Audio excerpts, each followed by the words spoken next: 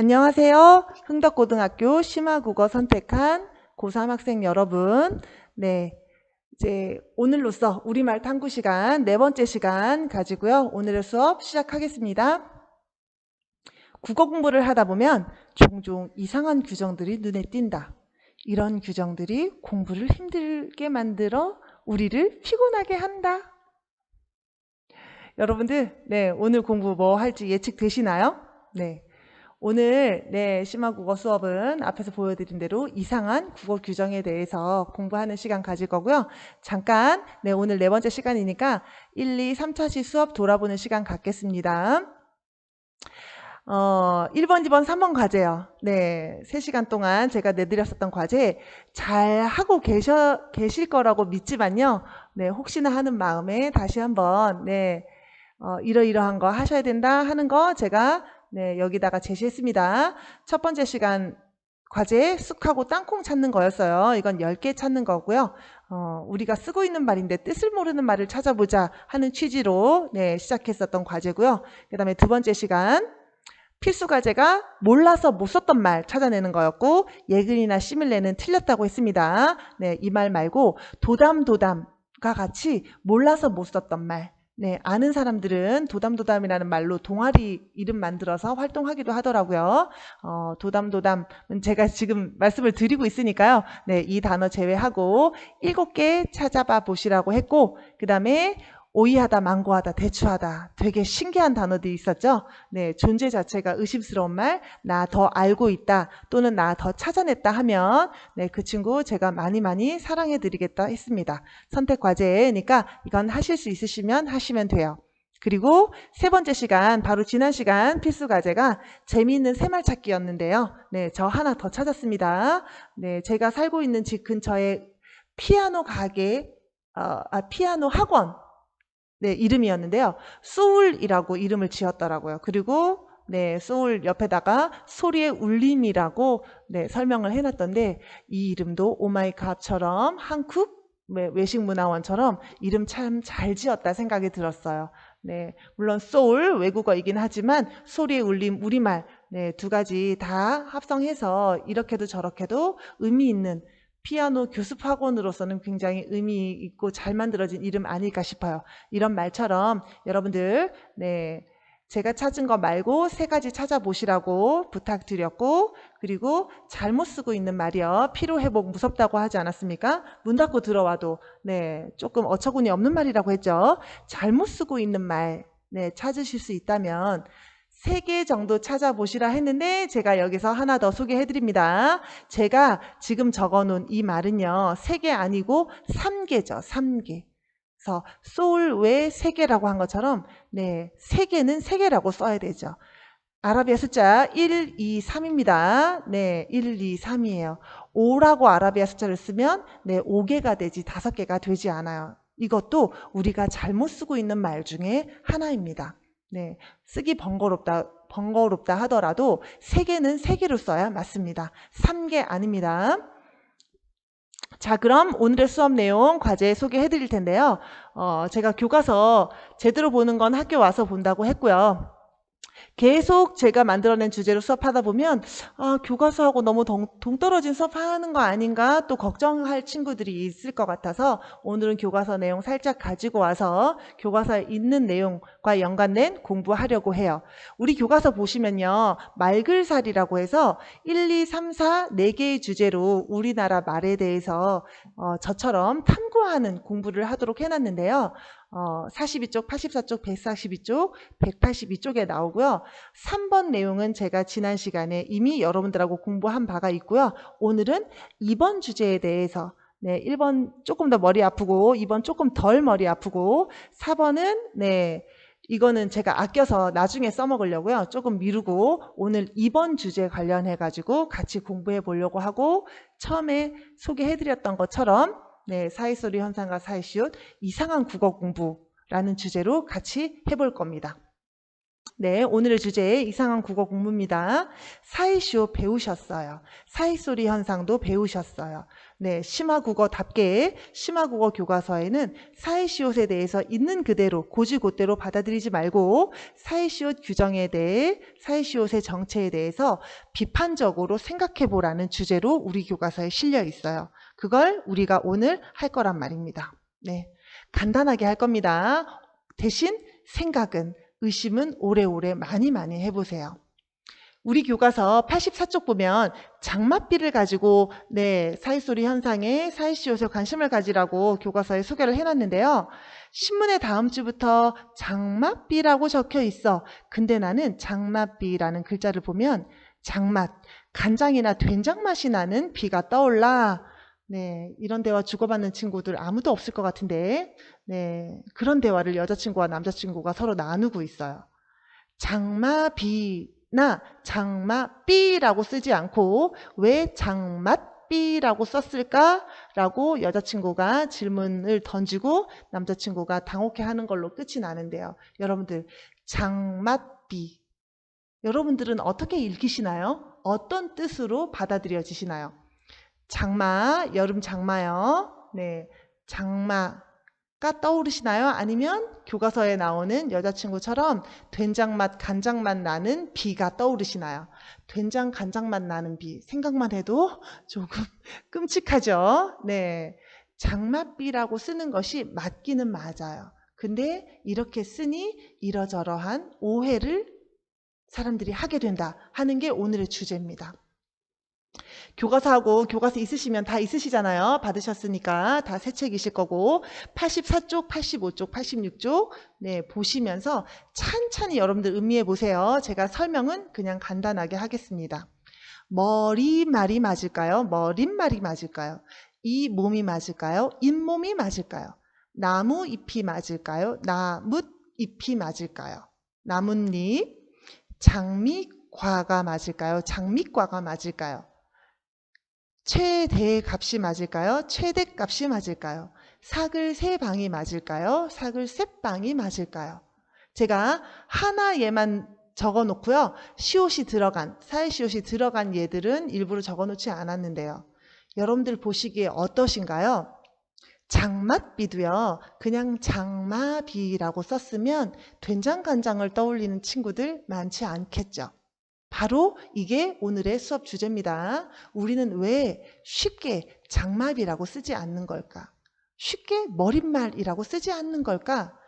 이 몸이라고 쓰지 않는 걸까? 나무잎, 장미과, 최대값, 최대값, 사글세방이라고 있는 그대로 읽고 쓰지 않는 걸까? 이게 오늘의 의문점이에요.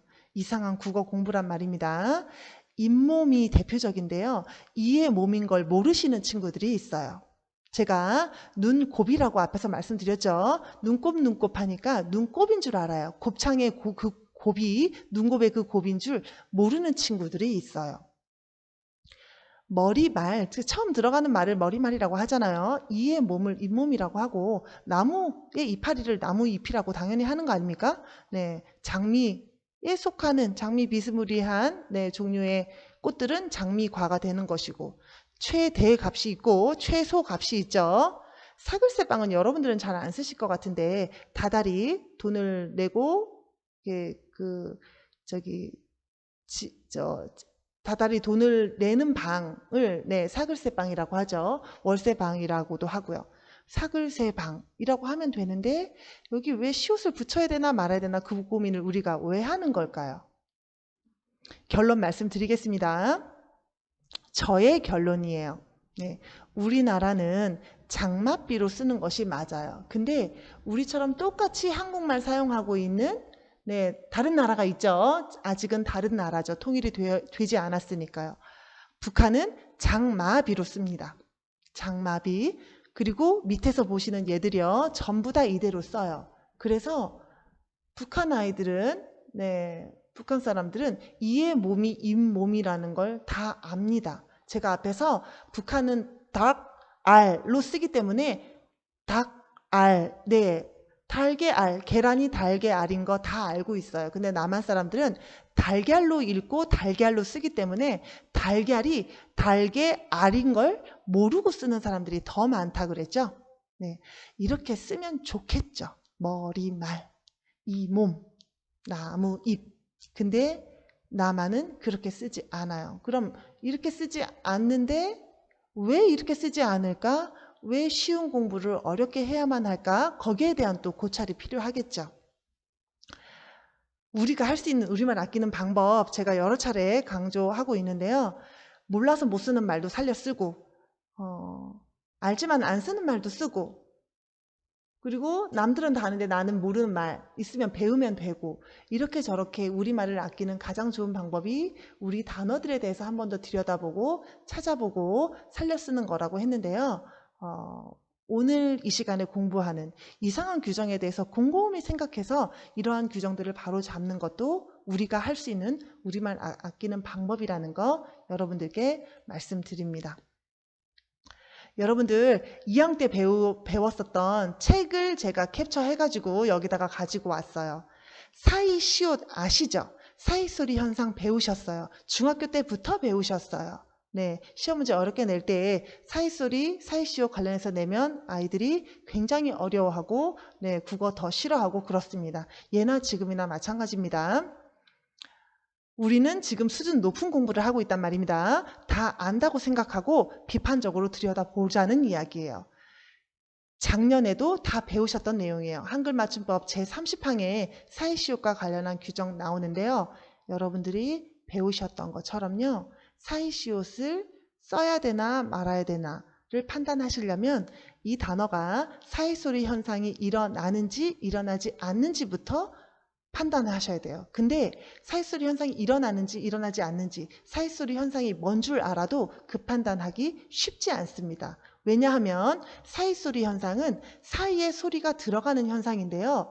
너무너무 다양한 예들이 있고 법칙들이 있고 너무너무 많은 예외들이 있어요. 그래서 여러분들이 이 단어가 사이소리 현상이 일어나는지 일어나지 않는지, 아무리 경기도 학생이라 하더라도, 서울 사람이라 하더라도, 자기가 사용하고 있는 말이 표준어에 가깝다 하더라도 자신이 쓰는 그 발음이 표준 발음과 일치할 가능성 100%라고 말할 수 없습니다. 그래서 사전을 통해서 발음부터 확인해야 되고요. 사전에서 발음이 사이소리 현상이 일어나는 걸로 인정을 했다고 하면 자기 발음이 그렇지 않다 하더라도 우리는 거기에 따라갈 수밖에 없어요. 그리고 사이소리 현상이 일어나고 나면 다시 30항에서 보시는 것처럼 1번의 경우에 해당하는지, 2번의 경우에 해당하는지, 3번의 경우에 해당하는지를 판단해서 사이시옷을 붙인다, 붙이지 않는다를 판단하셔야 되는데,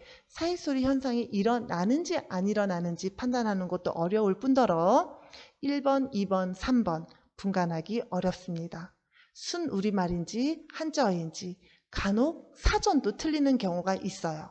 네, 여러분들이 상식적으로 알고 있는 내용하고 실제 순 우리말 한자어 다른 경우 굉장히 많고요. 네, 사전마다 다른 경우도 있어요. 그러니 1번, 2번, 3번 규정이 있지만 이거 100% 정확하게 판단했다라고 보기 힘듭니다. 남한에는 이런 규정이 있고 우리는 작년까지 이 규정 공부하고 이것과 관련해서 시험도 봤어요. 그리고 첫 소리가 된 소리로 나는지, 뒷말의 첫 소리가 니은 소리가 덧 나는지, 니은 소리가 덧 나는지 일일이 확인해야 돼요. 그리고 3번의 예처럼 한자어는 일반적으로 사이소리 현상이 일어난다 하더라도 사이시옷을 붙이지 않는데, 다음 보시는 이 6가지 예들은 예외 규정으로 두었기 때문에 이 예외 규정은 어쩔 수 없이 자신이 완벽하게 공부하고 싶다 하면 외울 수밖에 없어요. 굉장히 번거롭고 소모적인 공부라고 할 수 있겠죠. 사이소리 현상 뭔지 모르겠다, 못 알아듣겠다. 다시 복습 한번 해보세요. 복습하셔야 오늘 제가 여러분들에게 들려드리는 이야기, 교과서에서 여러분들에게 생각해 보라고 하는 주제에 다시 여러분들 것으로 생각하고 판단하실 수 있으실 거예요.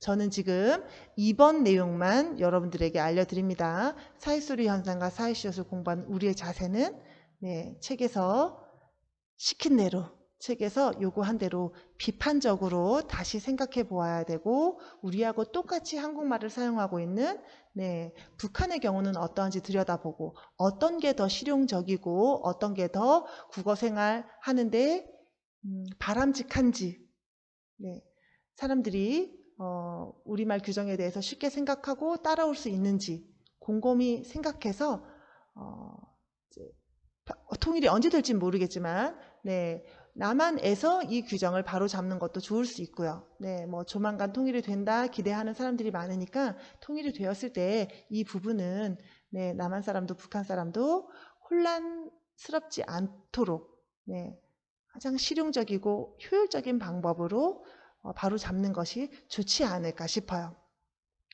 제가 오늘 알려드리고 싶은 거 이거예요. 이 내용입니다. 이상한 법칙들이요. 가장 대표적인 게 사회수리 현상이라서 제가 지금 사회수리 현상을 제일 처음 예로 가지고 온 거예요. 이런 공부 때문에 국어가 싫고 좀 국어 공부 어렵다 이런 선입견 가지게 되셨다면 앞으로 이런 규정은요 우리가 바로 잡으면 돼요. 이런 것 때문에 국어 싫어하고 네. 외국어 사랑하고 네, 국어 멀리하고 외국어 가까이하고 그런 일은 없었으면 좋겠습니다. 자, 그럼 오늘의 수업 이것으로 마치겠습니다. 안녕히 계세요.